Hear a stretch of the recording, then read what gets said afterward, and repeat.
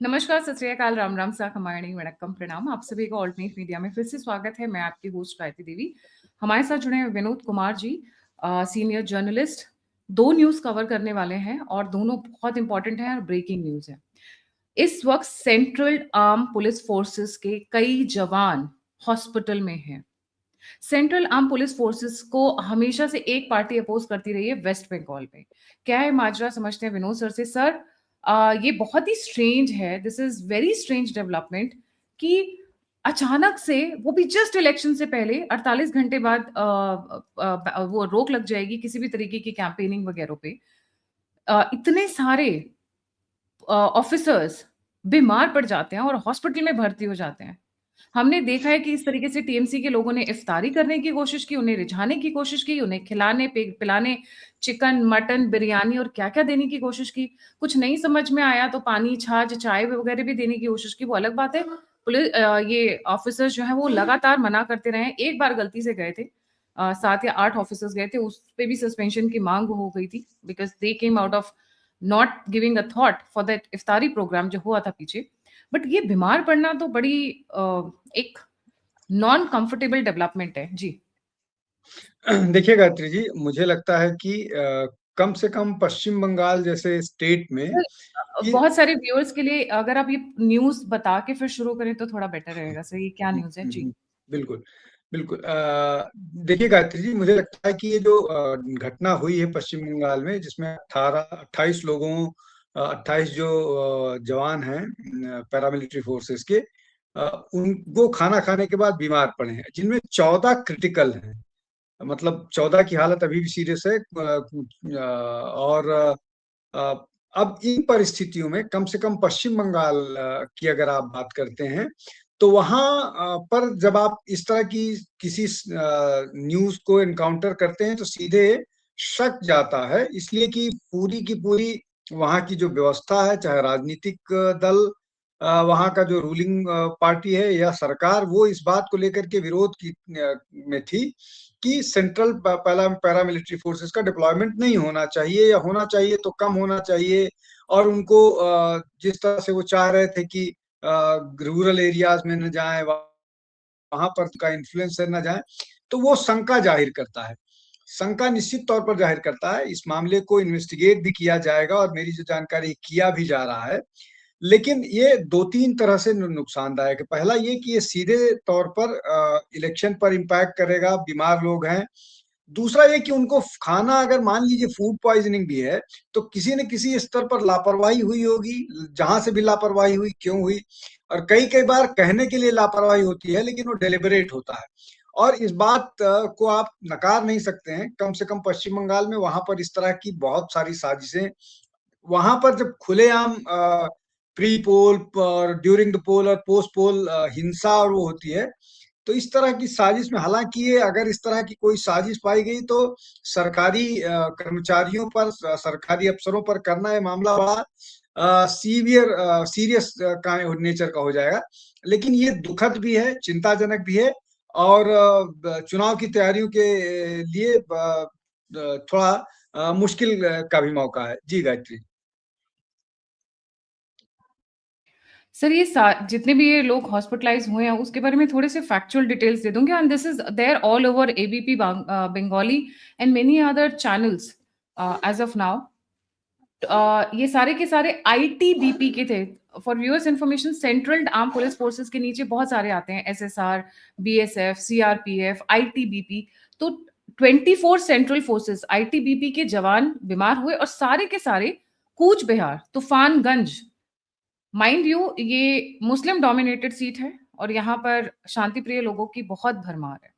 और जिस तरीके से ममता सीएपीएफ को और इन पर्सनल्स को अपोज करती रही हैं, पता नहीं क्यों। I hope my feelings are proven wrong, but कहीं ना कहीं इसमें कुछ तो हाथ है, कुछ तो गड़बड़ की गई है, फीलिंग ये आ रही है। बाकी जब इन्वेस्टिगेशंस कंप्लीट होंगी तब हम सामने लेकर आएंगे। सर, आपके हिसाब से इस सीट के ऊपर अभी क्या विचार है? ये कूच बिहार वाली सीट के ऊपर? जी।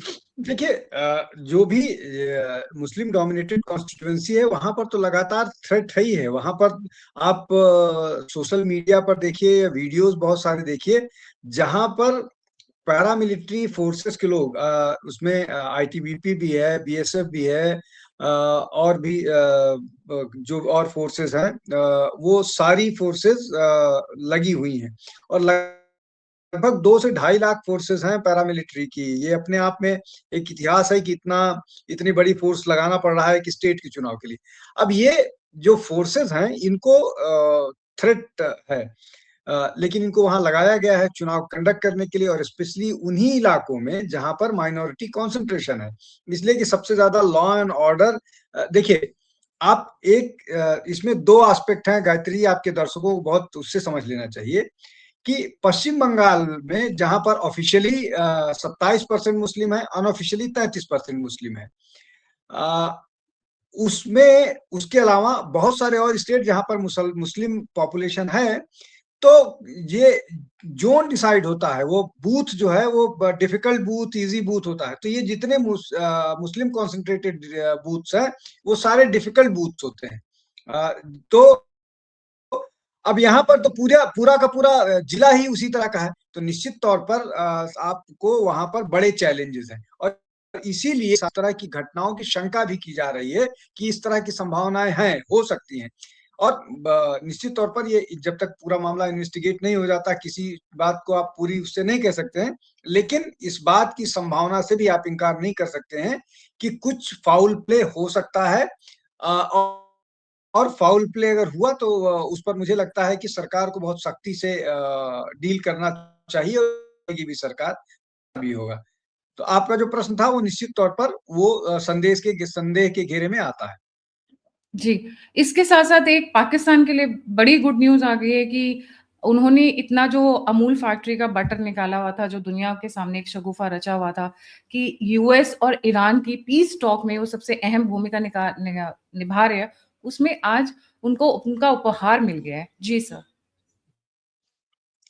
देखिए गायत्री जी, मैं इस मामले पे कई दिन से ये बात कर रहा था, करता रहा हूँ बहुत सारे चैनल्स पर। अ, एक बात जान लीजिए कि ये जो पूरी की पूरी पाकिस्तान की ये जो कवायद है, उस कवायद के पीछे रीजन ही था कि इस पूरे मामले में पाकिस्तान पैसे बनाना चाह रहा था। अब पैसे बनाने का ये बहुत आसान सा तरीका है। देखिए अब जैसे सऊदी अरब के साथ उनका डिफेंस डील है कि अगर सऊदी अरब के किसी जगह पर कोई बाहरी फोर्स अटैक करता है तो वो रिटेलिएट पाकिस्तान, मतलब पाकिस्तान मदद करेगा सऊदी अरब को उसको रिटेलिएट करने के लिए, उनसे लड़ने के लिए। सऊदी अरब के बहुत सारे जगहों पर हमला हुआ, ईरान ने हमला किया, गल्फ के और बहुत सारे जो उसमें हमला हुआ, लेकिन पाकिस्तान ने कुछ नहीं किया। पाकिस्तान लगातार ये दिखाने की कोशिश कर रहा था कि हम पीस डील करवा रहे हैं, हम बातचीत करवा करके इस हमले का समाधान कर रहे हैं, और ये पैसे वसूलता रहा। एक और बहुत इंपॉर्टेंट डेवलपमेंट है जो दर्शकों को जरूर जानना चाहिए, सबको जाकर के गूगल सर्च मारना चाहिए कि पिछले एक महीने में जब से ये वॉर शुरू हुआ है तब से अब तक जो फॉरेक्स है पाकिस्तान का, वो कहां से कहां तक बढ़ा है। पाकिस्तान का फॉरेक्स सिंगल डिजिट से डबल डिजिट में आया है इसी दौरान। तो वो आया कहां से? पाकिस्तान में कोई नई इंडस्ट्री नहीं लग गई, कोई उनको बहुत इस तरह का कोई प्रोडक्शन नहीं बढ़ गया, तो उनके पास तरीका क्या है? या तो मदद आई हो या लोन लिया हो। लोन अभी ऐसा कुछ बड़ा आया नहीं है, तो मदद क्या हुई? मदद ये सारे गल्फ कंट्रीज ने, और ये सौदेबाजी के लिए उन्होंने अमेरिका से भी वसूली की होगी, इसीलिए उनको ये दिख रहा है, और ये इसी तरह करते हुए नजर आ रहे हैं। अब ये अलग बात है कि भारत में भी बहुत सारे लोग इसको फॉरेन पॉलिसी को लेकर के उनकी बड़ी तारीफ करेंगे, लेकिन मुझे लगता है कि फॉरेन पॉलिसी समझने वाले जानते हैं कि पाकिस्तान इसको सिर्फ पैसे वसूली के लिए कर रहा है, और वो अपने आप को बताने की कोशिश कर रहा है कि नहीं, वो एक टेररिस्ट स्टेट नहीं है, जो ऑलरेडी डिक्लेयर्ड, मतलब अनाउंस तो नहीं है, लेकिन सबको मालूम है कि वो टेररिज्म को पालता है, और टेररिज्म जो पैसे उसको मिलते हैं वो टेरर में फैलाता है। तो कुल मिलाकर के ये उससे ज़्यादा मुझे नहीं बात समझ में आ रही है, जो पाकिस्तान को लेकर के है मामला। और ट्रम्प ने तो ऑलरेडी अनाउंस भी कर दिया, देखो they were with me, that's why they are getting the IMF loan, क्योंकि ट्रम्प की बातों का तो वो मुंह फट है, वो कुछ भी बोल देंगे, and actually he said that on record.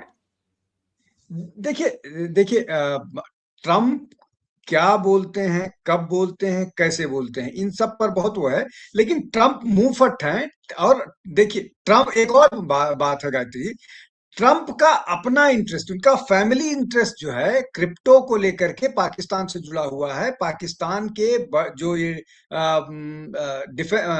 Army के लोग हैं वो क्रिप्टो करेंसी के डील्स में इन्वॉल्व हैं, और ट्रम्प की फैमिली क्रिप्टो करेंसी के डील्स में, उनका दामाद सन इन लॉ इन्वॉल्व है। तो ये एक वो भी इंटरेस्ट है। कुल मिलाकर के आप ये जान लीजिए कि इस पूरे मामले में या इस पूरे वॉर में या इस पूरी डील में अगर अमेरिका को कोई फायदा हो ना हो, लेकिन इस पूरे मामले में ट्रम्प फैमिली को बड़ा फायदा हुआ है और बड़ा फायदा हो रहा है, और उसके लिए कोशिश भी कर रहे हैं। तो ये इस तरह का मामला है। लेकिन चूंकि अब उनके इम्पीचमेंट पर मामला आ गया था, इसलिए इसको किसी तरह से मतलब किसी तरह से निपटाने की तैयारी की जा रही है। और उससे ज्यादा नहीं दिखता। और पाकिस्तान में भी यही हो रहा है। पाकिस्तान में भी जो पैसे आ रहे हैं वो लोग उसको पॉकेट करेंगे, जो उनके मिलिट्री लीडर्स हैं या जो पॉलिटिकल लीडर्स हैं वो पॉकेट करेंगे, वो जनता के पास नहीं जाएगा। तो जो भी चाहे लोन मिले, चाहे मदद मिले, गल्फ से बहुत मदद आई है, उनके पास बहुत पैसा आया है, और यही उनकी अर्थव्यवस्था का सुधार का कारण है। वो टेक्निकल मामला है, लंबा मामला है, कभी उस पर चर्चा होगी तो जरूर उस पर भी चर्चा करेंगे Gayatri ji. Thank you so much sir for joining. Expected था कि आईएमएफ लोन दे देगा, क्योंकि उसी के लिए सारी कवायद चल रही थी। यूएई का डर दिखाकर और अपनी फोर्सेस का डर दिखाकर सऊदी से भी इन्होंने $3 बिलियन की ले ली है, परमिशन ले ली है, और जल्दी से पैसा पहुंचने वाला होगा।